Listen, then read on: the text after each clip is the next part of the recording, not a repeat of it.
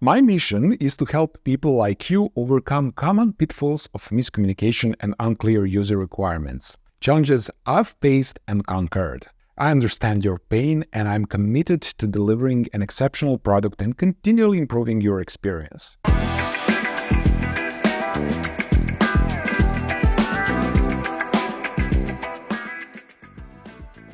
Imagine meeting your client for the first time. Your task is to transform their idea into a product.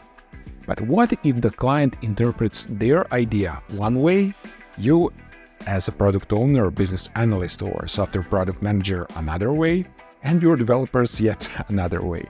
This creates confusion about what needs to be developed. User requirements can be interpreted in many different ways. Why not give your team a clear picture of what needs to be built? Empower yourself with the skills to ensure your team stays on target and delivers the right product. Delivering exactly what your clients requested might seem like the key to success, but often clients are not fully satisfied with the results. This raises questions. Do clients truly know what they want? Or do they struggle to communicate their needs effectively?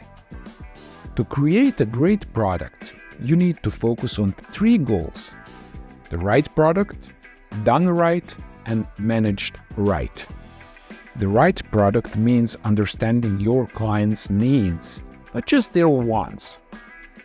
Done right and managed right means that developers must start with a clear set of requirements, and there is no single best way to gather requirements. Therefore, a mix of techniques is essential to get a well-rounded picture. In this course, I will show you different types of requirements and propose a process for gathering customer requirements. You will learn how to elicit your client's needs and express these needs as a set of requirements to initiate development. This course focuses on common problems in gathering requirements in both agile and non-agile environments and offers suggestions on how to overcome them.